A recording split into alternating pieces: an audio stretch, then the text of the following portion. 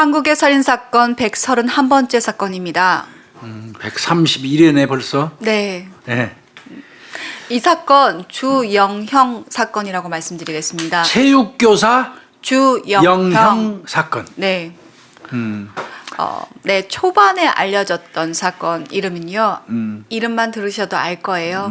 이윤상 유괴살인 사건으로 알려져 있었었죠. 윤상이가 피해자죠, 그죠? 네. 이제 한동안은 뭐 이윤상 유괴살인 사건 뭐 그 피해자 중심으로 해서 얘기를 했는데 이제 그렇게 안 하니까요. 네.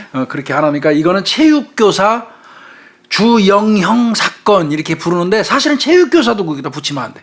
체육교사분들이 전체가 명예 실추되잖아요. 네, 그리고 그래서- 이 사건 이후에 교사들이 엄청 명예가 실추가 아유, 돼서 그럼요. 예. 네, 많은 노력들을 했다고 하더라고요. 예, 주영형 사건입니다. 네, 이 사건 한번 가보겠습니다. 예, 예. 1980년대 사건인데요. 예, 1980 아이고, 네, 오래됐죠, 교수님.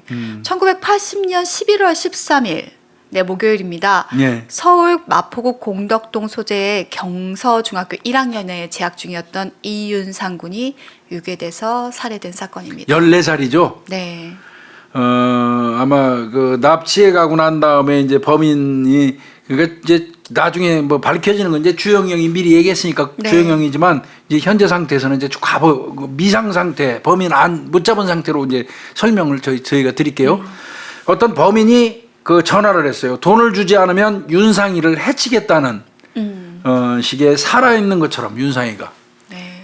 아마 돈 안 주면 윤상이 죽인다 이렇게 할 때는 이미 사망 상태였음에도 불구하고 이 범인이 마치 살아있는 것처럼 협박을 했기 때문에 이 범인이 잡히기 전까지 국민들은요 전부 다 윤상이가 생존해 있을 거라고 이렇게 믿었고요. 그때 온 국민이 관심사였다고 합니다. 네. 네. 나중에도 나오겠지만 대통령까지 관심을 뒀던 사건이기 때문에. 아, 그거 참 그 설명해야 돼. 요전번에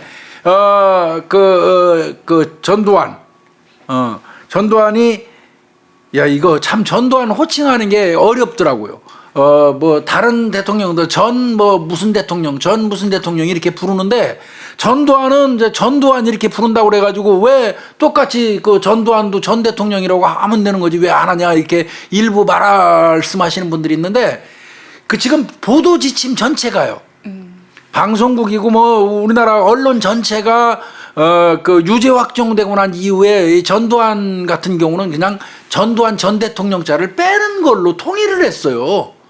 그러다 보니까 뭐 제 개인적인 사견 또 우리 김윤희 그 프로파일러의 사견을 떠나서 일반적으로 하는 지침에 따라서 그냥 전두환으로 호칭하는 것입니다. 네. 뭐 내가 전두환을 전 대통령으로 인정하건 안 하건 그건 별개의 문제고요. 그래서 전두환 이렇게 얘기하는데 요전번에 우리가 무슨 사건을 하면서 이제 제가 잘못된 자료를 찾았던 것 같아요. 이 범인한테 전두환이 나타나가지고 살려서 돌려보내주면 너도 살고 죽어서 돌아오면 너도 죽는다 했다는 얘기를 요전번에 무슨 사건을 할 때 우리가 얘기를 했는데 그거 오류입니다. 다시 한번 우리 구독자님들한테 죄송하다는 말씀 드리겠습니다. 이 사건입니다. 네. 전두환이가 한 얘기는 이 사건에서 한 겁니다. 네. 네.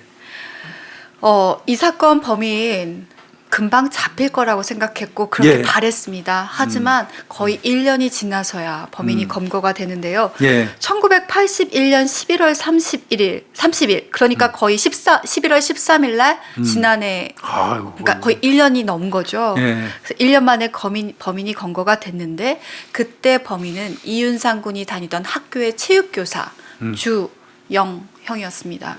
그러니까 범인이 교사였다는 사실 때문에 국민들이 완전히 공분한 거죠, 이거. 네. 이거 뭐 엄청났었다고 해요, 이게. 근데 더 황당했던 더 충격을 준 게 있었죠. 네. 예. 그 주영형을 도와줬던 종범이요. 예. 바로 주영형과 불륜 관계에 있었던 여고생 2명이었습니다. 제자 여고생 2명입니다. 고등학생이었죠. 네. 이것 때문에 사회에다가 이게 체육교사에다가 도와준 공범 2명이 또 그 고등학생이고 사제지간이라는 것 때문에 충격이 이게 우리 사회에 준 충격이 어마어마했던 것 같습니다. 이게 거의 핵폭탄급이었어요. 이거. 핵폭탄 하나 더 갑니다, 교수님. 또 있어요? 네. 예. 주영형이요. 중학생 제자 20명을요. 유인해서 성폭행한 사실도 밝혀집니다. 이게 사람이 이거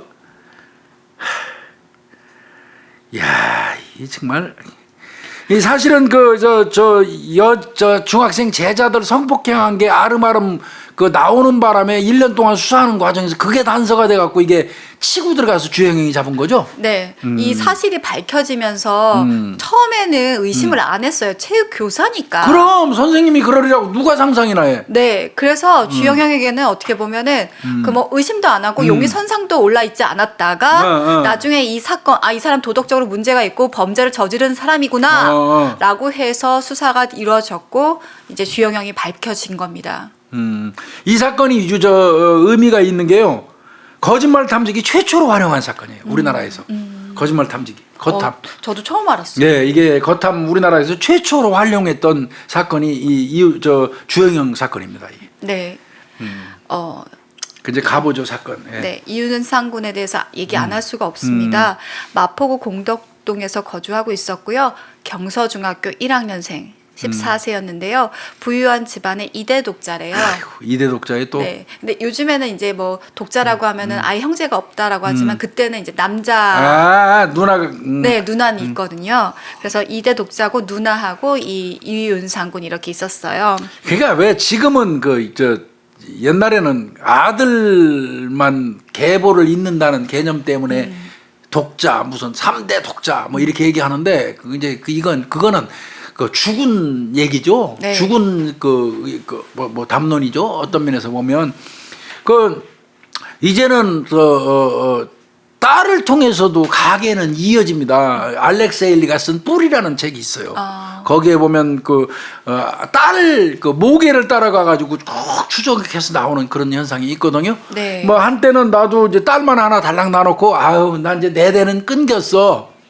김복준이 되는 이제 나로서 끊겼어. 이런 생각을 한 적이 있었어요. 근데 어느 순간 가만히 생각하니까 내 피를 받은 내 딸이 또 계속해서 자손을 낳고 가면은 내 피는 여전히 흐르는데 왜 내가 내 가게에서 사라진다고 생각했을까? 이제 그런 반성이 좀 되는데 그 와중에 알렉세이 레피 뿔이라는 책을 제가 봤어요.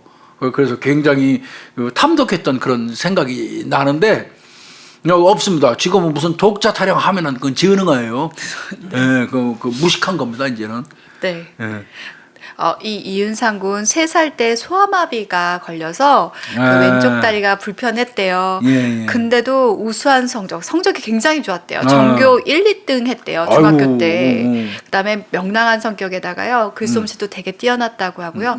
초등학교 때는 전교 회장까지 했었다고 합니다. 아이고, 이거 유능한 인재예요. 앞으로 크면. 네. 그런 아이를 이 천하에 쳐죽일 놈이 이게 80년 11월 13일 날 당일날 오후 4시에 윤상이가 우표사로 나왔어. 우표. 네. 그때 가는 길에 누나가 심부름 시켰나 봐요. 문제집도 좀 사가지고 하라고 그래서 그 공덕동 쪽에 수량 서점이라고 있었대요. 수량 서점. 서점 이름이 그 서점에 이제 갔던 모양이에요. 네. 하여튼 네. 그 서점에 들려서 누나 심부름까지 지 우표 사러 갈 겸해서 네. 갔는데 늦게까지 집에 돌아오지 않으니까 걱정. 저녁 8시경 이제 걱정을 하고 있는데 8시경에 전화가 왔어요. 네. 밤에. 예. 남자가 전화를 합니다. 예, 뭐라고 했어요? 당신 아들 수원에 감금돼 있어. 우리 전과자들 4명이다. 일본으로 밀항하려고 하는데 돈이 필요하다. 현금 4천만 원을 준비해라. 경찰에 신고하면 당신 아들을 죽이겠다. 라는 협박 전화였습니다. 와, 이게 저녁 8시에 이런 협박 전화를 받았으면 부모님이 하늘이 노래졌을 것 같아요. 네. 그죠? 네. 그러고 이제 막 덜덜덜 떨면서 대답도 제대로 못한 것 같아요. 막 그냥 살려주세요. 막 빌고 그러기만 한 것 같더라고요. 그리고 시간이 지난 다음에 23시경이에요. 네. 밤 11시경에 이윤상의 아버지한테 전화가 이제 통화가 됐는데 나는 당신 때문에 망한 사람 중에 하나다. 윤상이는 수원에 감금돼 있다. 현금 4천만 원 준비해라. 그러니까 아버지가 무슨 사업을 하는 사람인가 봐요. 네. 근데 너 때문에 망했으니까 돈 4천만 원 내라. 무슨 구실을 찾는 거예요, 이 범인이. 이게 아마 아버지 여러 가지 생각했을 것 같아요. 그러니까 나 때문에 혹시 애가 납치된 그러니까. 건가? 내 지인인가? 그러니까 아버지가 지금 불황기에 4천만 원 그때 큰 돈이래요. 80년도면. 그때 1등 당첨금 주택 복권 1층 당첨금이 2천만 원이래요. 2천만 원.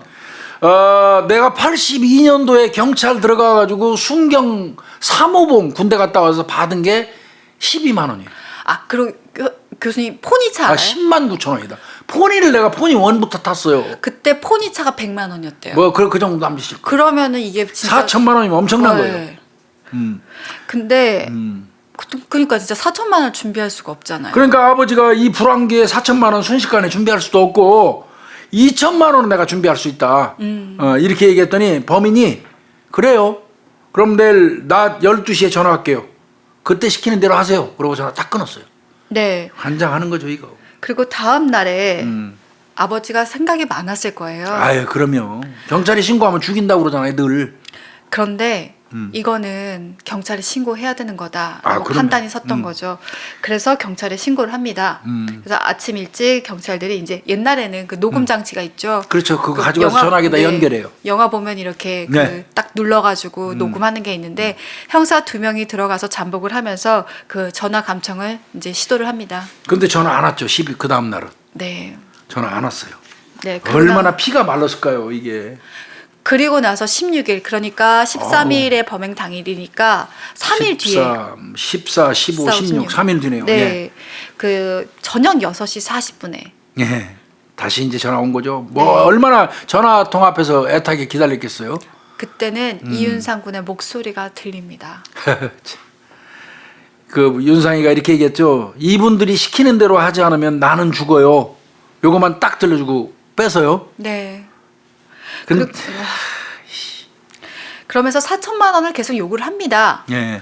근데 진짜 뭐 불황이라고 해서 2천만 원밖에 마련이 안 된다 그랬잖아요. 네. 그래서 이윤상 군의 누나가 또 어려요. 그때도 아마 중학교 몇 네. 년이었던 거예요. 근데 2천만 원을 가지고 누나가 약속 장소에 갔대요. 그래서 이제 형사들이 잠복하고 있었을 텐데 범인은 나타나지 않습니다. 이게 일부러 그놈 주영영이가 성인이 오면 어른이 오면 저 돈 받으면서 불편하잖아요. 네. 그러니까 누나 시켜서 보내라고 한 거예요. 그래서 누나가 2천만 원 갖고 나가는데 이 새끼가 안 나타난 겁니다. 그런데 그거 한 해가 넘어가 버렸어요. 그 이후로 아예 네. 안 나타나고 그냥 피가 마르는 세월을 보낸 거예요. 부모는 그 이듬해가 됐습니다. 그 이듬해 4월 6일까지 이제 사이에 이제 전화는 계속 온 거예요. 협박 편지도 6번 정도 오고 네. 62번 정도 협박 전화 왔을 때요. 네, 그러니까 거의 6개월 동안 이렇게 이게 피 말린 거죠 이게. 그런데 첫 번째 그 남성이 전화했었잖아요. 네, 8시에 전화했던 거는 빼놓고는 다 여성의 목소리였습니다. 전화가. 여자가 이제 협박하는 거예요. 62회 그러면 62회는 전부 여자들이 협박한 거네요. 네, 그리고 편지도 6회 보냈다고 했잖아요. 예. 근데 그 첫 번째, 두 번째, 다섯 번째 편지는 여성 필체인 것 같아요. 근데 세 번째, 네 번째, 여섯 번째는 남성의 필체처럼 보입니다. 그러면 경찰이 볼 때는 이건 여성이 껴있는 한 4, 5, 6인 4, 5명 정도? 아까 범인? 4명이라고 그랬잖아요. 우리가 전과자 4명이라고 그러니까 했으니까 아마 4-5명 이렇게 추정할 수밖에 없죠. 네. 그리고 이제 결정적인 게 이게 편지 이게 좀 가족들이 황당했던 편지가 있었어요. 네, 다섯 번째 편지였는데요. 이게 여성 필체죠 이거? 네, 다음 해인 2월 2일 날 1981년 2월 2일 날 전달됐던 편지인데 이윤상이 교통사고를 당했으나 아직은 살아있다. 얼마나 걱정시키는 거예요 이거? 네. 응? 마포구에서 내가 운전하는 차에 윤상이가 치였다. 그래서 큰 병원으로 가는 도중에 윤상이가 혼수 상태에 빠졌고 걱정을 하다가 기사가 집으로 가라고 그래서 집으로 왔다 하면서 납치 경위를 설명을 해요. 그러니까 이거 내가 보니까 이 새끼들이 이때 이 주영영 이 새끼가 밑밥 가는 거예요. 네, 아직 살아있다. 교통사고가 아직 살아있다는 것도 있고 교통사고가 나는 바람에 내가 병원 가다 혼수 상태에 빠져서 할 수 없이 집으로 왔다가 이 꼴이 됐다. 그러니까 쉽게 얘기해서 나중에 검거돼도 할 얘기 있으려고 만드는 거 이거. 네. 어? 네. 이거 이제 계속해서 그 이듬해까지 해결이 안 되니까 이제 경찰이 선택한 방법이 있죠. 네. 어쨌든 공개 수사 가야죠. 이 방법이 없어 이건. 유괴 사건은 대체로 다 비공개 수사를 합니다. 근데 공개 수사를 전환을 할 때는 예. 어떻게 보면은 희망을 놓은 거나 마찬가지거죠. 마찬가지예요. 예. 네. 크리티컬 타임 훨씬 넘은 거니까요. 네. 1981년 2월 26일 공개 수사로 전환을 합니다. 그러니까 사건 발생 105일째 되는 날. 네. 그러니까 이제 사회적인 이목이 이제 완전히 집중돼. 이때 언론 보도가 난리였었어요. 아마 그 인터넷 검색 들어가면 그 당시 아마 그 신문 언론 보도는 다 이걸로 도배돼 있어요. 와, 수사 인원이 23,000명이 투입이 됐습니다. 예. 그리고 현상금이요, 교수님. 예. 1,000만 원이에요. 그랬다가 나중에 2천만 원을 올려요. 이건 파격입니다. 파격. 어마어마한 그 당시 그 돈이에요, 이게. 그리고 이제 아까 말씀드린 게 나오네요. 네. 전두환이요. 이윤상의 집을 방문합니다. 예, 예. 그리고 위로금 100만 원. 음. 그다음에 인삼 두 상자를 일단은 주고요. 그다음에 아마 제5공화국 출범일이 1981년 3월 3일이었나 봅니다. 그때까지 범인한테 공개적으로 얘기를 합니다. 자수해라. 네가 자수하면 내가 관용은 좀 베풀어 주겠다. 이때 나온 말이 교수님? 살려보내면 너도 살고 죽여보내면 너도 죽는다. 이거를 대국민 방송을 한 거예요. 그래서 네. 제가 아까 그 사전에 사과 드린 이게 맞더라고요. 요전번에 그 무슨 사건이었죠? 그것도 유괴 사건이었던 것 같은데. 네, 네. 그 유괴 사건을 하면서 아마 그 자료를 찾는 과정에서 자료에 오류가 좀 있었던 것 같고 저도 확인 못 해보고 방송 드린 거 죄송하게 생각합니다. 다시 한번 죄송합니다. 이게 제가 몇 번을 확인했어요. 그게 맞는지 이게 맞는지를 몇 번을 확인했는데 제가 확인한 바에 따르면 뭐 경찰청 통해서도 그렇고 여러 군데 통해서 확인해 보니까 이게 맞습니다. 저도 교수님 확인을 못했어요. 죄송해요. 네. 이 윤상희 살인 사건 때 전두환이 살려보내면 너도 살고 죽여보내면 너도 죽는다 한 게 이게 이윤상희 사건 때예요. 요전번 사건이 아닙니다. 네. 다시 한번 죄송하다는 말씀 드리겠습니다. 예. 네. 경찰은요. 사실 어떻게 보면은 네. 처음에 약간 그 체육교사 주영형 얘기도 나왔다라고 해요. 그런가 봐요. 예, 네, 예. 그 뭐 이제 서점 가서 뭐 그 책 문제집도 사고 뭐 정확하게 기억을 못했지만 뭐 체육교사랑 상담한다는 얘기가 살짝 나왔다고 해요. 엄마는 근데 그때는 관심도 없었어요. 네, 뭐 엄마가 교사가 애가 만나러 갈 때가 아니라 만난 도중에 가기 전에 아마 납치된 거라고 생각을 했던 것 같아요. 그런 것 같아요. 하여튼 그 주영영이도 뭐 하여튼 그 인근 주변에 있는 사람은 다 용의자군에 넣어놓고 수사하니까요. 네. 근데 이제 주영영 같은 경우는 교사고요. 네. 교사가 흉악범죄 가능성이 있다고 생각 안 하죠. 네. 그러다 보니까 또 거기에다가 주영영이가 이거 뒤 스펙이 대단해요. 저 깜짝 놀랐어요. 이게 명문대 우리나라 최고 서울대입니다. 그냥 서울대 사범대학 출신이에요. 네. 거기에다가 대학원까지 수료했고요. 박사학위도 받습니다. 예, 예. 박사 과정까지 밟은 것 같더라고요. 깔끔하고 아주 잘생겼답니다. 네. 또, 그리고 평판도 굉장히 좋았대요. 그렇대요.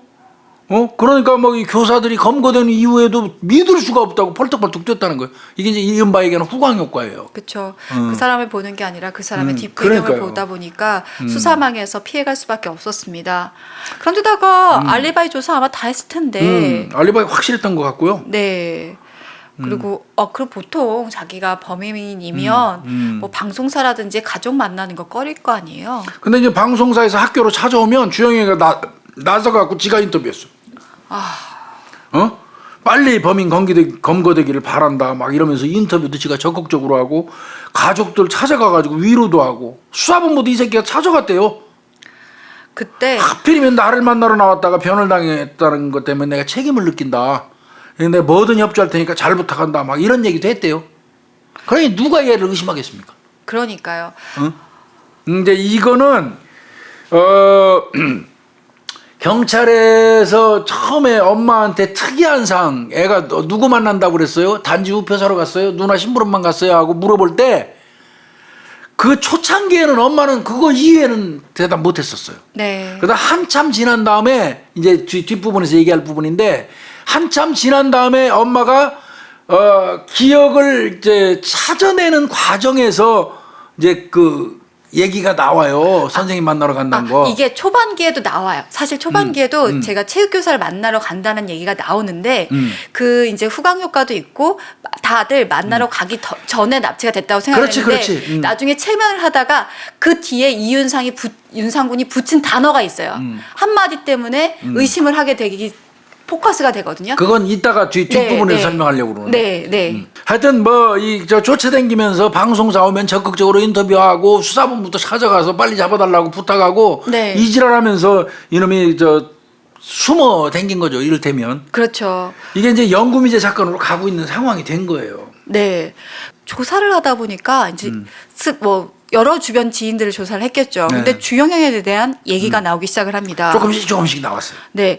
여중학교에 아마 재직을 했나 봐요. 지금 이 남중학교. 오기 전에. 네. 지금 오기 남중학교인데 전에. 여중학교에서 아마 재학을 지도를 하고 있었는데 교회 지도 담당 체육 선생님들이 되게 많이 하잖아요. 밖에 나가서 옛날에는 그 사람들 잡아오잖아요, 어디 뭐 이상한 데 가는지 감시하러 다녔잖아요. 이제 선생님들이 그런 교회 지도를 하던 중에 이제 제자들 한 20여 명을 성폭행하거나 성추행했던 게 밝혀지는 거죠. 그게 81년 11월 달이에요. 네. 그러니까 주영이가 경찰 입장에서 볼 때는 이 사람 괜찮은 사람인 줄 알았더니 저 경서중학교로 오기 전에는 이거 개판이었네. 이런 생각이 들은 거고요. 네.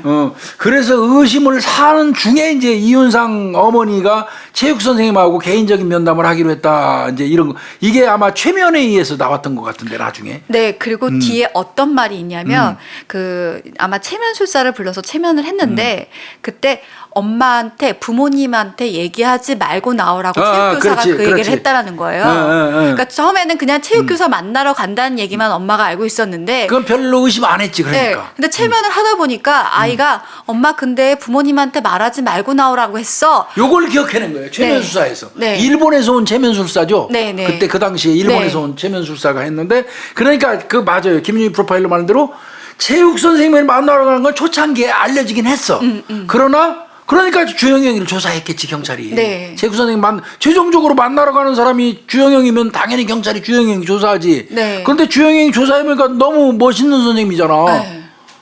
후광효과 빵빵하고 스펙 좋고. 네. 그러니까 주영영이는 거기서 벗어났잖아. 네. 벗어났는데 81년 11월경에 슬슬 주영영이에 대한 얘기가 전에 있었던 여중에서부터 나오기 시작하는 거야. 맞아요. 예, 교회 지도 선생님을 하고 슬슬 댕기면서 여중생들을 어떻게 보면 적발을 해가지고 걔들을 성추행을 고소된 적도 있었대요, 사실은. 그런 게 있었는데 그게 유야무야 되고 학교로 전근시키는 걸로 끝난 거예요, 이게. 네. 이게 진짜 문제인 거예요, 사실은.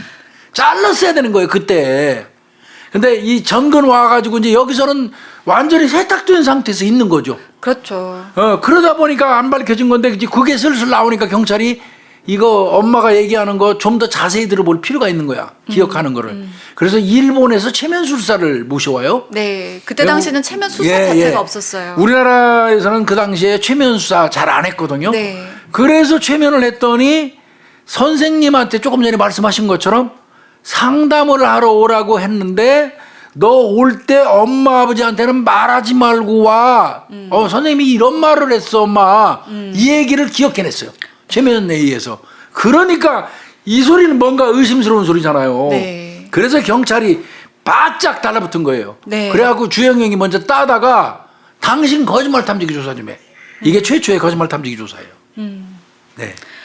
거기서 어떻게 나왔어요? 네, 거짓반응 강연이 거짓반응 나오죠. 나왔어요. 예. 네, 그리고 이제 강도 높게 수사를 했던 거죠. 네. 그 조사한 내용이라든지, 당신 이렇게 윤상군한테 얘기하지 않았냐라고 하면서 막 조이기 시작하다 보니까 11월 29일 주영영이 사건 일체를 자백합니다. 아마 짐작컨대요. 대통령 그 당시 대통령도 잡으라고 난리치고 80년대 같으면 저는 82년도에 경찰 들어왔는데요.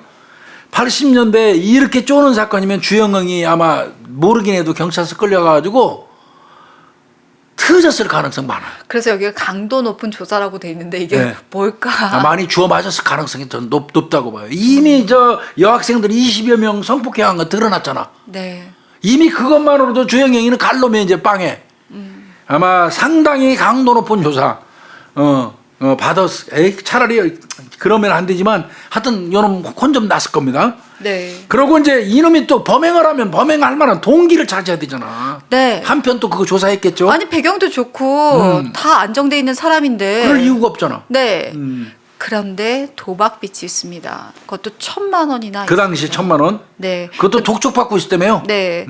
그러니까 급하다 보니까 이제 유복한 환경에 이윤상이 살고 있었잖아요. 윤상군이 네. 되게 유복한 집안 자식이다 보니까 그때 금품을 그럼 얘한테 얘를 통해서 유괴를 해서 내가 돈을 취득해야 되겠다라고 계획을 세운 거죠. 얘가 유복하다는 걸 알아낸 거는 간단해요. 교사들은 가정환경조사서 보면 돼요. 네. 그 당시에 가정환경조사서에는 어머니 재산, 어머니 아버지 학력, 뭐 자가, 전세, 월세, 정말 어떻게 보면 가정환경조사서 우리 어렸을 때는요 너무 세밀히 적어갖고 진짜 선생한테 개인정보 다 갖다 주는 케이스였어요. 저는 지금 이제 그런 거 없어졌다고 그러더라고. 저는 교수님 기억나는 게 그 선생님들이 차라리 그냥 일일이 하나씩 물어보면 되는데 다 애들 있는 데서 그 너네 집 자동차 있는 사람 그러니까 인격적인 어떤 그런 게 전혀 없었던 거죠. 자기네 집 가정환경 상중하 이렇게 다 손들라고 했었어요. 그것뿐이에요. 이 얘기하면 안 되는데 아주 오랜 옛날 얘기예요. 전부 다 옛날에는 기성예비, 육성예비 같은 거 있잖아요. 육성 뭐 그런 거 내는데 그거를 이제 좀 밀린 애들은 그 선생이 부르죠. 일렬로 쭉 세워서 불러갖고 언제까지 준대. 아 우리는 그건 아니었고 1월 5일 뭐 이렇게 썼어. 자 들어가. 너는 2월 5일. 그 다음에 1월 5일 됐는데 그 걔가 돈 그 기성예비 안 냈어. 그러면 아침부터 걔 불러내. 나와. 손 내놔. 손바닥으로 때려. 그 뭔 줄 알아요? 약속 안 지켰다고. 걔가 약속한 겁니까? 그게 1월 5일이? 엄마가 1월 5일 날 준다고 그랬는데. 그런 선생들 난 눈으로 보면서 컸어요. 그 당시 선생들 중에 못된 사람들은. 그런 시절도 사실은 있었어요. 우리 시대에. 걔가 무슨 잘못을 했습니까? 어린애가. 뭐 저도 그 어려운 시절도 있었고 그런 처우도 받아봤고요. 나중에는 나도 어렸을 때 내가 상당히 그 어림에도 불구하고 좀 반골 기질이 있었어요. 근데 따졌어요. 선생님 이거 동민이가 약속한 거예요? 그거 때리는 건 아닌 것 같은데요? 그래갖고 많이 맞았어요. 하여튼 그런 엿 같은 시절도 사실 있었습니다. 옛날에는 그리고 선생들이 마음 놓고 두들겨 팼고요. 네. 선생 무서워서 학교 가기 싫은 적도 있었어요. 맞아요. 그 중에서도 독야청청 진짜 교사 사표의 길을 걷는 훌륭한 선생님들도 많았고 제자들 돈 박봉에 학비 대줘가면서 빵 사줘가면서 다스리는 훌륭한 선생님들도 많았고 정말 선생 같지도 않은 선생들도 진짜 많았어요. 혼재에 있었던 그런 그 세월이 있었죠. 네. 지금 뭐 선생님들은 그런 선생님들은 없겠죠. 네, 없습니다. 하여튼 이거 가정환경조사서 얘기하다 보니까 그게 나왔는데 그때 가정환경조사서는요 재산 상태까지 자가냐 자가 여기 있냐 그때 또 전화 있는 집 전화도 청색 전화가 있고 백색 전화가 있어요.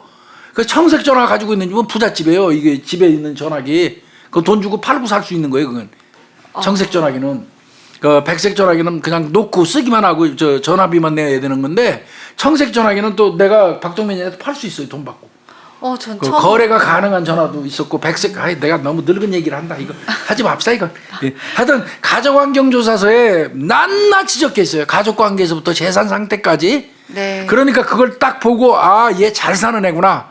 나 지금 1,000만 원 쫓기는데 얘 유괴해가지고 금품갈취해야 되겠다. 이런 꿈을 꾼 거예요. 그러면서 혼자 할 수 없으니까 이 새끼가 여중학교 재직 시절부터 그 불륜관계 맺어오던 A양, B양을 가담을 시키는 거예요. 네, 근데 원래는요 이윤상 군을 처음 납치하려던 게 아니라 이윤상 군의 누나를 그렇죠. 납치하려고 했던 거예요. 예. 근데 그게 이제 실패를 하면서 이윤상 군이 납치가 된 건데 그 이제 전날에 아마 A 양을 통해서 이 이윤상 군의 누나를 납치하려고 지 불륜 상대 여고생 A 양을 통해서 네 납치를 하려고 했던 것 같아요. 근데 자기 아파트로 유인하려고 했는데 실패하다 보니까 그러면 A 양이 지 불륜 관계에 있는 여고생 A 양하고 아마 윤상이 누나하고는 좀 이렇게 좀 아나 보죠? 그런 것 같아요. 그러니까 네가 살살 유도해가지고 우리 아파트로 데리고 와. 그러면 이제 그때 묶어놓고 납치하려고 했는데 그 누나가 윤상이 누나가 거기에 응하지를 않았어요. 그 바람에 벗어난 거고요. 네. 그 대신 이제 선택한 게 윤상군이 된 거죠, 그죠? 네. 윤상군 같은 경우는 주영영이가 애초부터 마포고등학교 앞으로 오라고 그랬어요. 네, 근데 장소를 옮겨요. 근데 갔는데 장소 옮겨서 얘기 좀 하자 하면서 지 아파트로 끌고 네, 맞아요. 이제 네. 유인하라고 했는데 이때 이제 윤상이가 낌새를 좀 챘나 봐요. 이거 이상하다. 왜? 그 누나한테 얘기 들었나 보다. 왜 학교가 아니라 자기 아파트로 가서 얘기하자고 하지? 이게 그러니까 거부하는 했던 것 같고 강제로 아마 데리고 간 모양이에요, 주영영이가. 네. 근데 그런 이것도 주영영 얘기예요. 그렇죠. 이건 주영영이 얘기예요. 주영영이 네. 얘기예요. 뭐 근데 이건 특별히 거짓말할 이유는 없을 것 같아. 저도 그렇게 봐요. 네. 그리고 6의 다음 날이 이제 11월 14일이잖아요. 네. 오후 6시경에 이제 이 새끼 아마 아파트가 그 영등포구 쪽에 그 아파트 그 아지트가 있었나 봐요. 네.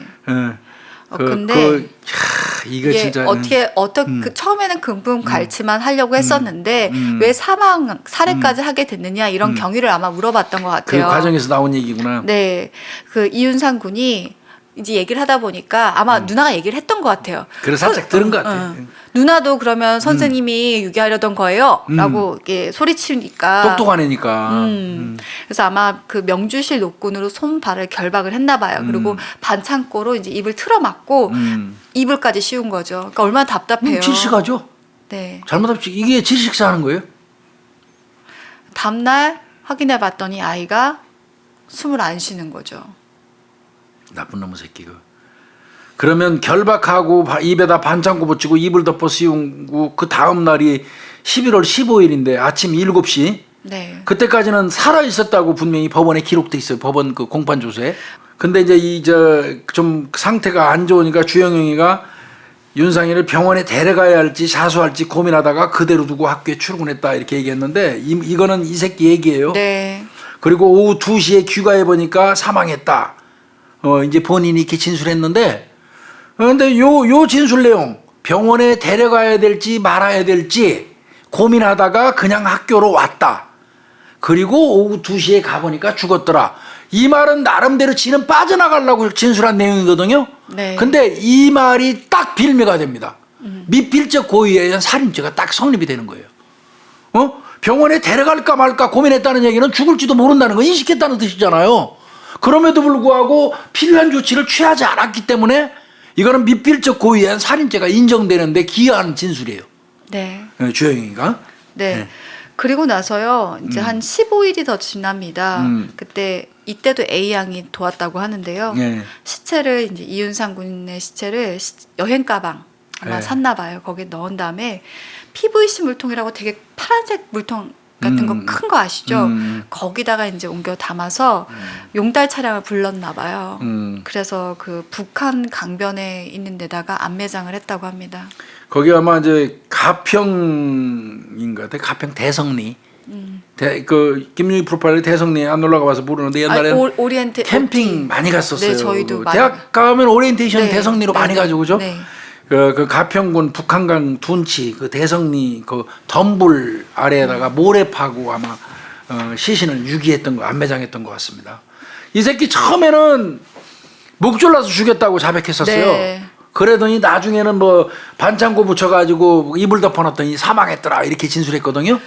왜냐하면 이게 1년 후에 밝혀지잖아요, 범인이. 그렇죠. 그러니까 시체의 상태를 통해서 우리가 사인을 밝힐 수가 없어요. 그러니까 본인이 처음에는 그러니까 목을 졸랐다고 교사를 했다라고 했지만 나중에 이제 말을 바꾼 거죠. 바꿀 때 그 얘기도 막 고문을 해가지고 내가 허위 자백했다. 네. 목 졸라 죽였다는 건 아니고 저 이불 반창고 붙이고 이불 덮어놨더니 죽었더라. 요걸로 이제 그 바꿔요 말을. 그러니까 빠져나가려고 그러는 거예요. 어떻게든지 위기 모면하려고. 네. 그렇게 하는 것 같습니다. 그렇지만 한번 생각해봐요. 비닐봉투하고 이런 도구 미리 준비했죠. 네. 그러면 죽이려는 의도가 있었다고 봐야 돼요. 사망하면 그 비닐봉투 넣어가지고 그 큰 파란색 통에다 넣어서 유기하려는 준비한 거예요.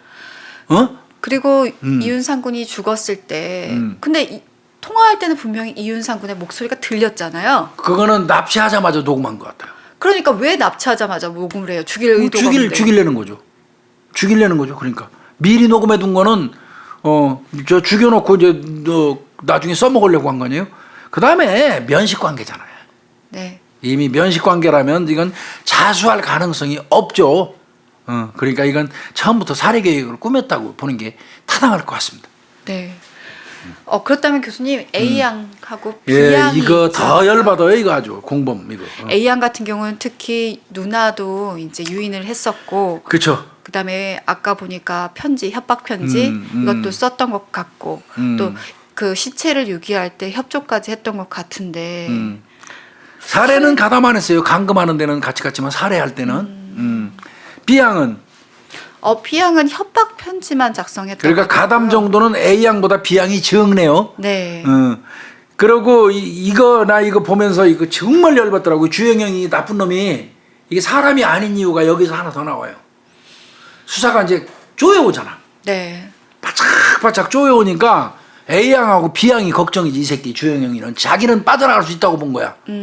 A 양, B 양이 그 사건에 개입됐는데 얘들 경찰이 데리고 가면 여지없이 다 부니까. 불어버릴 것 같으니까 A 양한테 먼저 이렇게 얘기해요. 너 먼저 자살 좀 해라. 나도 같이 죽을 건데 너 먼저 좀 죽어라. 그러면서 수면제 40알을 줘서 먹었어요. 그런데 용케 살았습니다. 이게 인간입니까 이거? 그 다음에 B 양한테는 청산가리 줘요. 수면제가 안 죽으니까. 예, 청산가리 줘요. 그러면서 너 나를 사랑한다면 나를 위해서 죽어도 줘라. 이렇게 요구를 해요. 참. 그런데 이 B 양은 실제로 자살하려고 날짜 잡았대요. 죽는 날 정해놓고 정리하고 있었대요. 그런데 그 이전에 11월 30일 날 잡히는 바람에 안 죽었어요. 그렇지 않으면 B 양은 아마 청산가리 먹고 죽었을 겁니다. 이게 사람입니까 이게? 이 A 양 같은 경우는 보니까요. 당초에 4월 5일 날 협박 편지 보내고 자수하려고 생각은 했었대요. 네. 그런데 곰곰이 생각하니까 주영영이 선생님하고 관계가 드러나면 이 두렵죠. 그런 게. 그래서 이 자수하는 거 이걸 실행하지 못했다고 해요.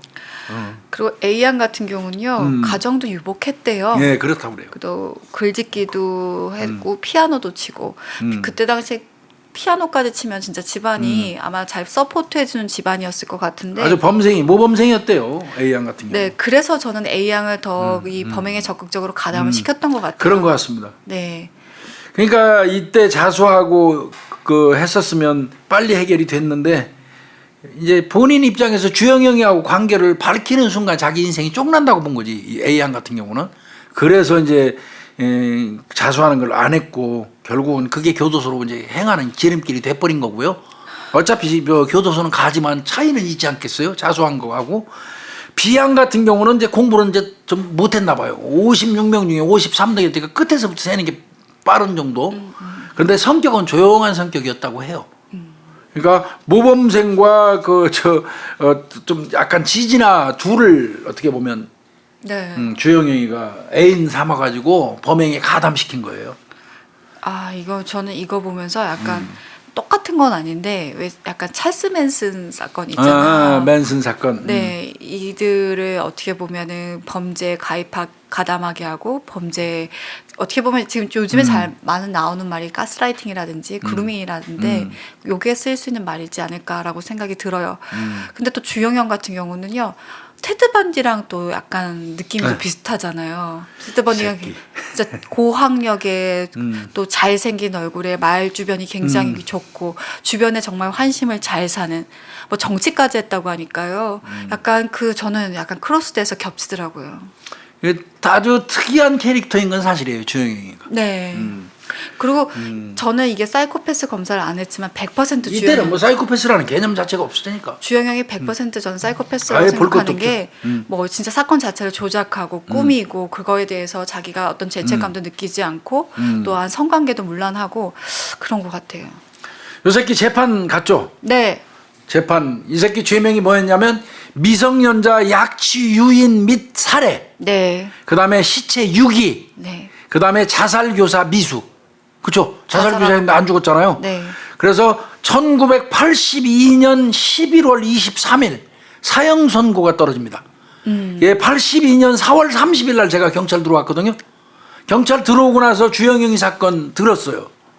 이게 82년 11월 23일 날 사형 선고가 떨어져서 82도 2024. 네. 그래가지고 요놈은 이제 어떻게 보면 사형이 집행되는 거거든요. 근데 교수님 네. 계속 나는 질식사 한 거다. 얘가 반창고를 네. 붙여놨는데 거기서 사망하게 된 거다라고 하면서 사실 그거를 주장하는 이유는 감금치사로 가려고 했던 거죠. 그렇습니다. 근데 감금치사가 아니라 이건 부작위에 의한 살인죄다.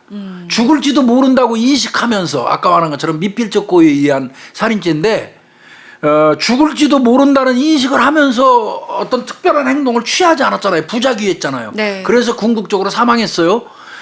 이거 다시 한번 설명을 드려야 되겠다. 미필적 고의에 의한 살인하고 인식 있는 과실 구분 좀 해드려야 될 것 같은데 이렇게 생각하시면 돼요.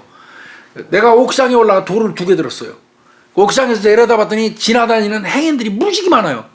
그래서 내가 이 돌을 저쪽을 향해서 던지면 지나가는 행인 중에 누군가 머리에 맞아서 죽을 수도 있어요.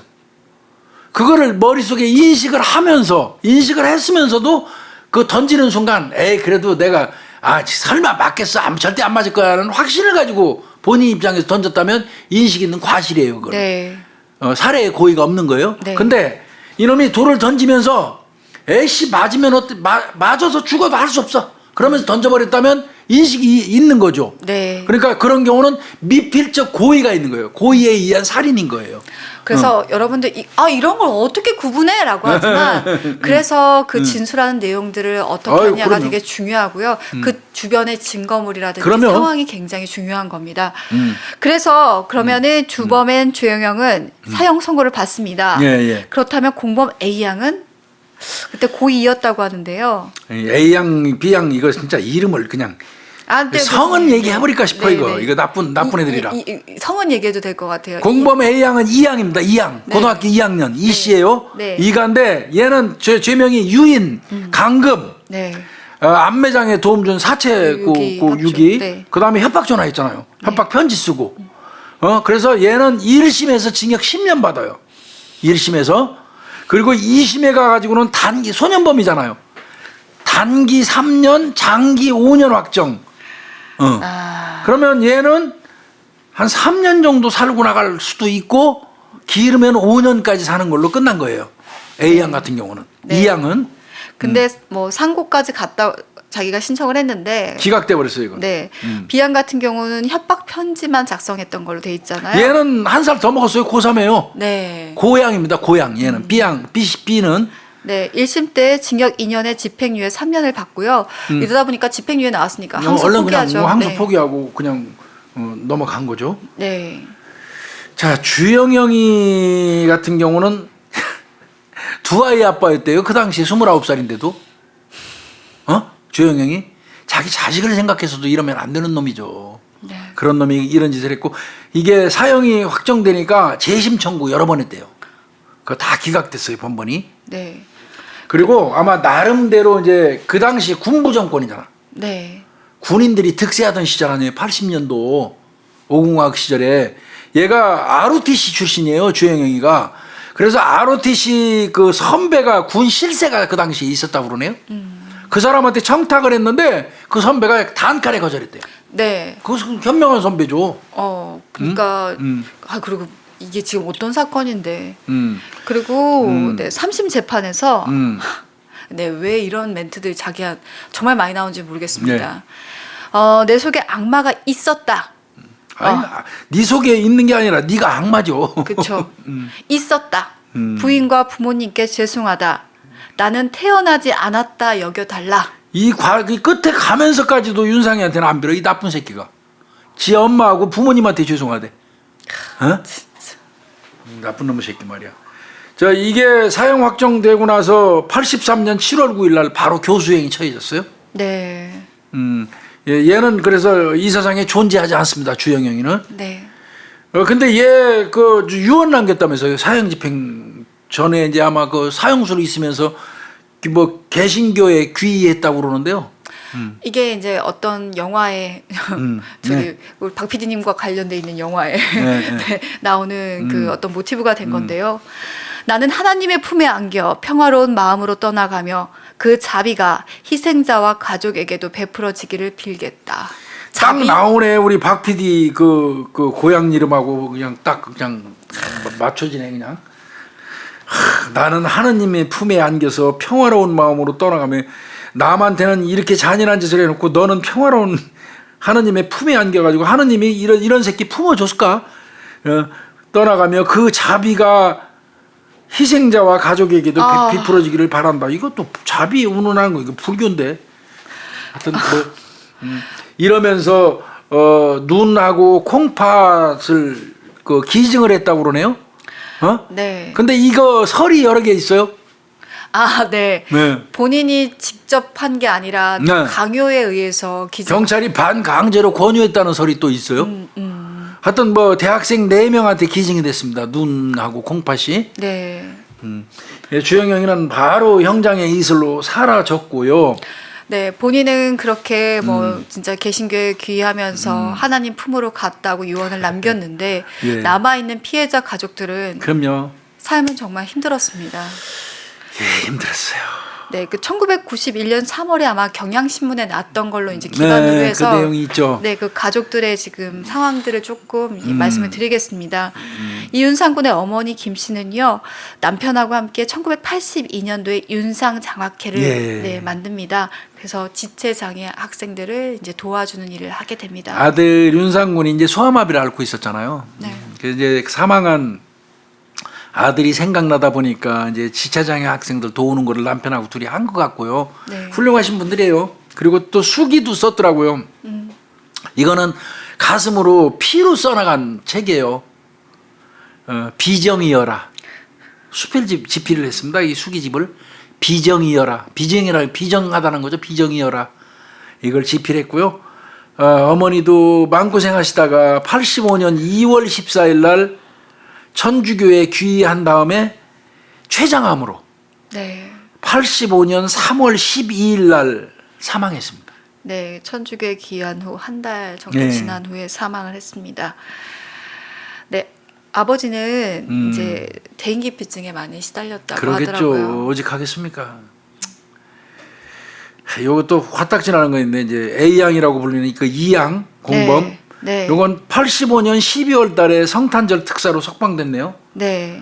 그러면 얘가 82년 11월 23일 날 재판 종료됐단 말이에요. 그러니까 거의 3년 받은 것 같아요. 그렇죠. 그러니까 내가 볼 때는 단기 3년, 장기 5년이었잖아요. 네. 그러니까 3년 받고 성탄절 특사로 이제 기나간 것 같고요. 네. 고향, B양이라고 불렸던 고향은 어차피 84년도 그 당시에 그냥 집행유예로 석방된 거고요. 네. 82년도죠. 그냥 집행유예로 석방된 거고. 주영영이는 그러면 어떤 놈인가 한번 더 찾아봤어요. 1953년 광주에서 출생했습니다. 서울대 아까 예. 사범대학교 체육교육학과 나왔다고 했죠. 예. 이렇게 졸업을 했고요. ROTC 14기였다고 합니다. 그러면 이제 중2로 제대했겠네요. 네. 근데 얘가 공부 잘했나 봐요. 육군사관학교 합격했다가 지가 안 들어가 입학 안 했대요. 네. 그리고 아마 서울대에 간 모양인데 그랬던 것 같고. 대학원도 나오고요. 박사까지 밟았다고 하고요. 뭐저 빵빵한 그러니까 후광은 대단해요. 이게 178에 78kg이래. 그러니까 덩치도 괜찮죠. 네. 저 외모도 뭐 아마 우리 정 PD님 올려주겠지만 준수해요. 근데 거기 댓글이 좀 있어요. 뭐냐면 그 사진을 보면 절대 준수한 얼굴이 아니에요. 근데 그 지금 기준에서는 절대 준수한 얼굴이 아닌데 그게 네 그게 이제 뭐 어떤 뭐 옛날 기준이다라는 얘기도 있고 그다음에 또 학생들 아니 근데 그 사진이 그거만 있어서 그래요. 그래요? 흑백만 있죠. 저 주영영이 아마 흑백만 있을 거예요. 그거 내가 가지고 있는 게 있는데 잘생겼어요? 네. 그 같은 그 새끼가 뭐 잘생겼고 못생겨 무슨 개밥그릇이든 뭔 우리가 뭔 상관이에요. 맞아요. 네. 하여튼 그런 새끼 나쁜 새끼가 있었고 악마 같은 새끼가 있었고 근데 주영영이 나중에 들은 바에 의하면 그 ROTC 4학년생이었을 때 후보 이제 생 시절이었을 때 후배들한테 공포의 대상이었대요. 막 때리고 그랬나 보다. 기합 주고. 네. 그리고 체육교사 시절이었을 때도 굉장히 엄격한 좀 뭐랄까 훈육을 많이 하는 교사였다고 하더라고요. 그러니까 이게 생활지도 선생이라고 저 나가가지고 돌아다니면서 적발해가지고 이 새끼 성폭행하고 나쁜 새끼 이거 아주. 얘가 77년 6월 달부터 2년 6개월 동안 그 땡땡 여중에서 근무하면서 이제 성추문 한 20여 명 네. 그 건드리는 바람에 경서중학교로 옮기게 된 거예요. 이때 잘랐어야 되는 거 이거. 이런 새끼 잘랐어야 되잖아요. 근데 쉬쉬해가지고 그 당시 정서예요. 이제 그 경서중학교로 옮기는 바람에 우리 윤상이 같은 그런 일이 생긴 거고요. 그 A양하고 B양 말고도 9명 여제자하고 추행뿐만 아니라 성관계한 건 9명이나 되더라고요. 이거 정말 나쁜 새끼 이거. 나 이거. 에이. 이 사건은요.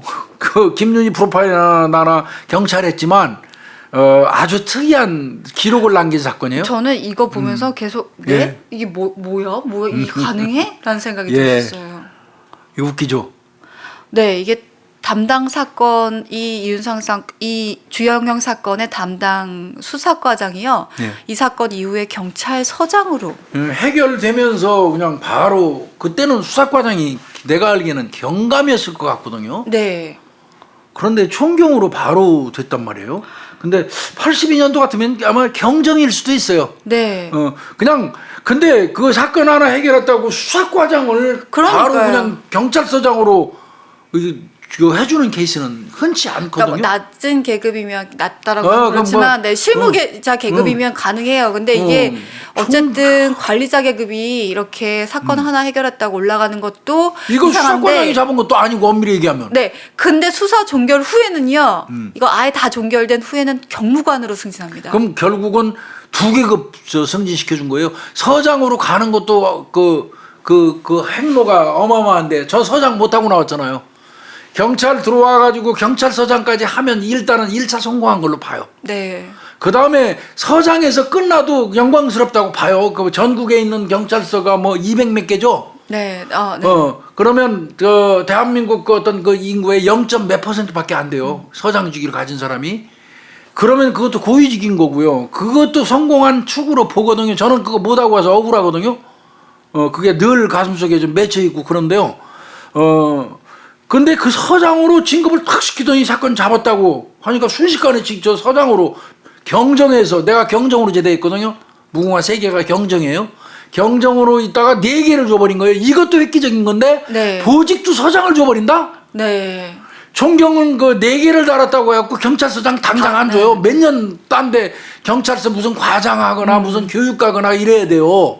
그리고 경찰서장 어렵게 나가는데 서장을 딱 주고. 네. 서장으로 조금 근무하는 사람은 사건 끝나자마자 수사 완전히 종결되니까 큰 왕무궁화 경무관을 줘버린 거예요.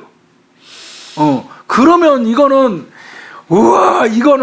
어마어마한 거거든요. 이런 그 진급 케이스는 이건 군에서도 이렇게는 안 한대요. 전쟁에서 공이 있는 사람 그 줘도 이렇게 급격히 막 2계급 주는 거거든요. 네. 근데 이제 그때 그래서 일각에서 논란이 좀 있었는데 그런 말이 있었어요. 전쟁에서 공이 있는 자가 승진을 해야 된다. 그건 군인 정신에 입각한 얘기고 이게 전쟁입니까? 그래서 이거는 일각에서 비판이 상당히 많았었어요.